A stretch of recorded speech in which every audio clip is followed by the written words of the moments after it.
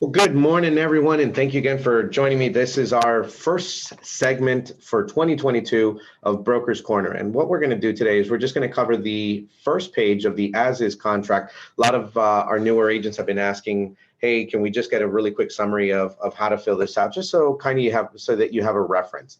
And so we're just going to jump right to it. Again, my name is Adrian, your broker support. And I'm here to answer questions regarding your contract, and more importantly, to help you guys navigate those and get them successfully to closing.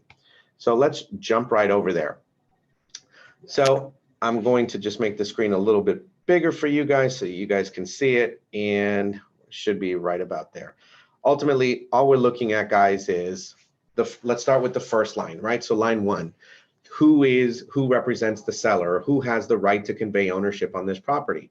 And so I made a couple of quick notes in there, and I just write that you got to go to the property appraiser's website.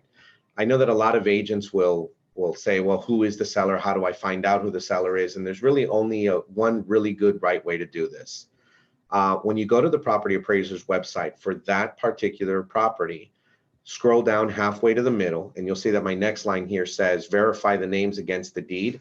I want you to basically scroll halfway down to the page, to the property in the property appraiser's website, locate the most recent sales for that property, and then click on the most recent warranty deed.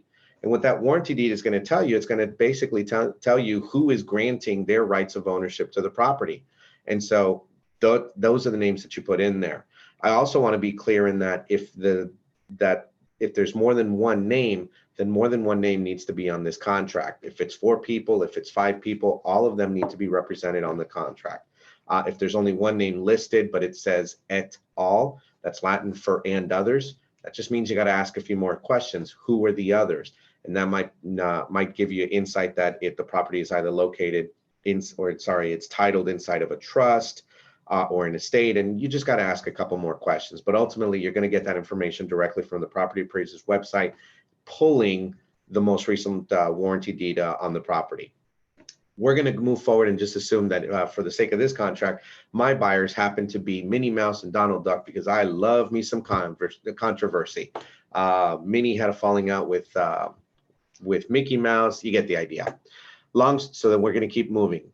On line 7, where it talks about the address of the property, guys, this one's pretty simple, right? The address of the property is what you have. So depending on where it's located, just put that in there. But again, always validate it against the property appraiser's website. Do not put what you see in the MLS. And I'll start some language this way, is you got to always assume that what someone put inside of the MLS is subject to clerical error, because remember, who puts the information in the MLS? The agents do. And so is it possible that an agent missed a comma, didn't put in the correct zip code? All of that's possible. So I always just want you to always validate it against the property appraiser's website when you're doing this. Perfect. So in this particular scenario, we're just going to assume that the property is located in Broward County, Florida, and that we have a property tax ID in there. And the property tax ID, some of you might ask, well, what is that? It's basically, I like to call it the social security number for the property, but more importantly, it's the specific property identification number associated with every parcel of property that is sold here in the United States. The next one, I'm going to slow down a little bit, line 9. My conversations with our agents with line 9 is that always add this: see Exhibit A, D for legal description. And what that allows you to do is that you can't get this wrong, which means if you went to the property appraiser's website, scrolled halfway down to the page, and then pulled the most recent copy of the warranty deed, and you add this verbiage in here, see Exhibit A, deed for legal description, and then you PDF and save a copy of that warranty deed, that attaches to your contract as Exhibit A. And then this way it has not only a full description, legal description of the property, but it'll also reference anybody who has the right to convey ownership or the owners of the property. And so a lot of agents will simply copy and paste the abbreviated legal description of the property from the MLS. And remember what I said at the very beginning of this, is that the MLS is subject to what? It's subject to errors, and it's subject to errors because someone had to put those in there. So I always want to go on the assumption that someone may have missed a comma, a dash. You get the idea. And this way, I want to make sure that we get it right. So always validate it. And so I just put a copy of a legal description in there for your reference. Section D, personal property. I'm going to try to do this one pretty quickly. When you take the time and read this paragraph, there's one primary item or primary items that are appliances to the property that are not listed. And for those of you who have done a couple of these, you'll know that the washer and dryer is never listed as an appliance or as a fixture of the property.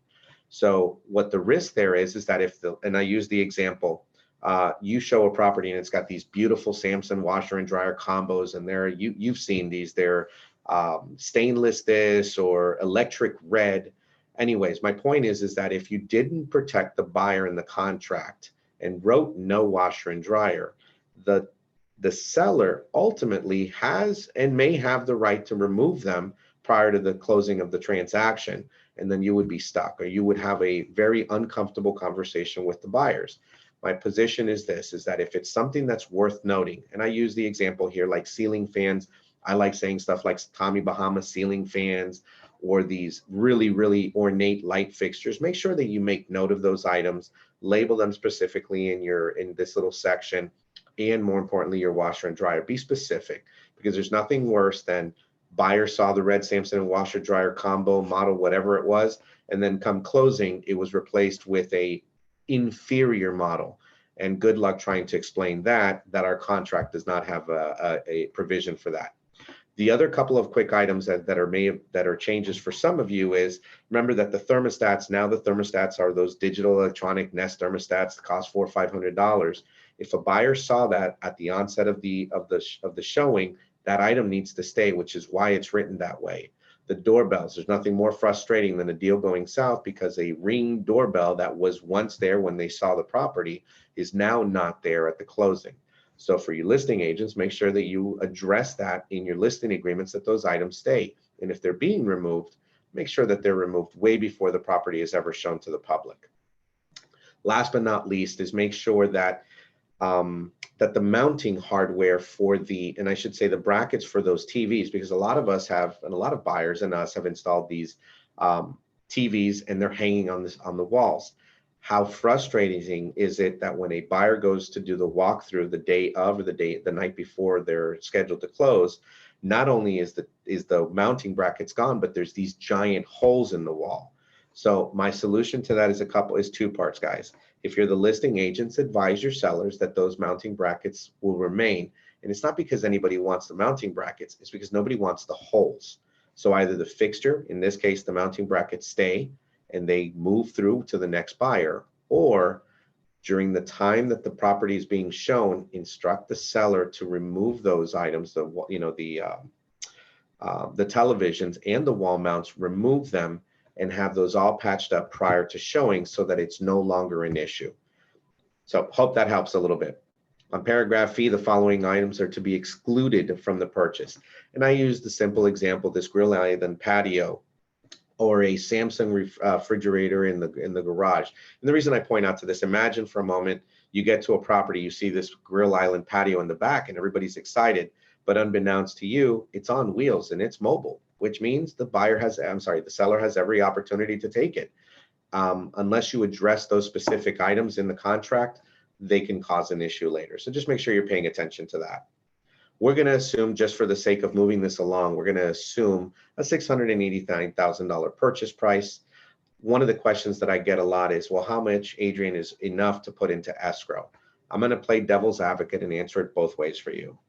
As a buyer's agent, your job is to ultimately get this under contract. So you would want to represent this contract with enough, and I'm going to use this phrase, skin in the game, because that's really what the escrow represents. It's the buyer's risk of putting something in so that they can get under contract, so that the seller can say yes to this offer. And listing agents, the flip side of that is listing agents want to see as much money as possible as risk. And buyer's agent, your job is to protect how much risk or exposure your buyers have. So just got to be careful with that, guys. A rule of thumb, and it's tough because this market changes often, and right now rule of thumb doesn't necessarily apply, but I would tell you that no less than 3 to 5% is what we're seeing in this marketplace, or at least in this landscape today. So line 30, guys, you know that within 3 days the escrow is due. The simple answer here is that we don't like blanks. So we fill everything in. And I know that by checking this box, it says that it is to be made with it, which just means that, hey, Mr. and Mrs. Buyer, within 3 days of getting this contract accepted, you have an obligation to deliver your escrow deposit to whichever the escrow holder that you've selected. So make sure that you're having the conversation of who the buyer is selecting for escrow to hold the escrow way before you get under contract. So that's a conversation you want to have with them. So on 33 to 36, I just basically point out who the escrow holder is. And I want to take a 30-second side note, guys, in that the escrow holder, whoever the company is that the buyer has decided to hold the escrow, is not always synonymous with the title company. Fortunately, in South Florida, a lot of times, whoever the buyer selects to hold the escrow will also act as the title representative for the buyer. So they can be synonymous. I just want to make sure that you understand it's not always that way. The name that goes in there is who is holding the money. That's the best way to look at that. And yes, occasionally it will always be, it can be the title company that the buyer selects.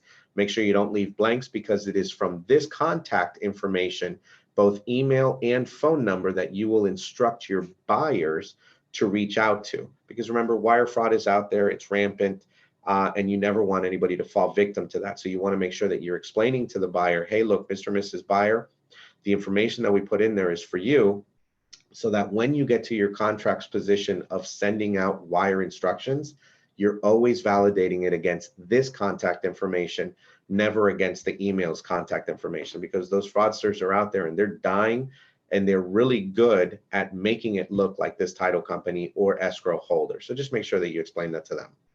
Remember that we get on on line 39, we get this number directly from our pre-approval letter, or you're in great communication with your lender. That's who's giving you the percentage that the buyer is paying. The last thing, and I get a little flack for this, but I'll explain it this way. On line 41, on line 42, I write the words balance to close.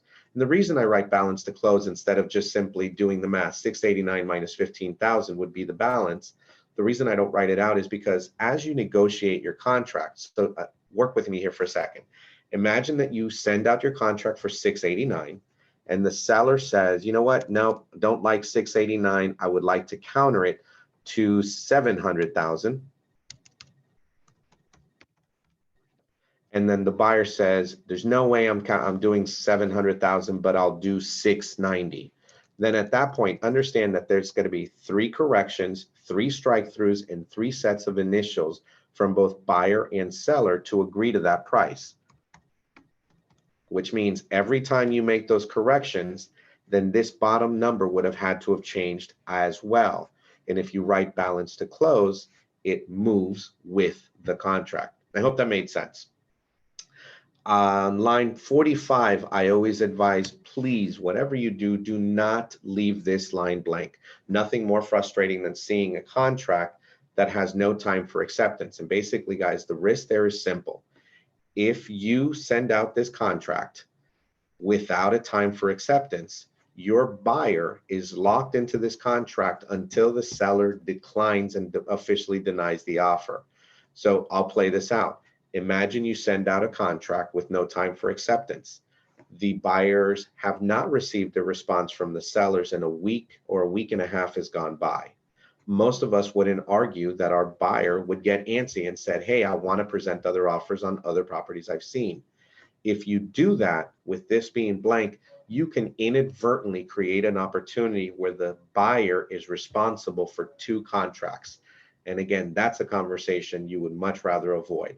So ultimately, the answer here is pretty simple.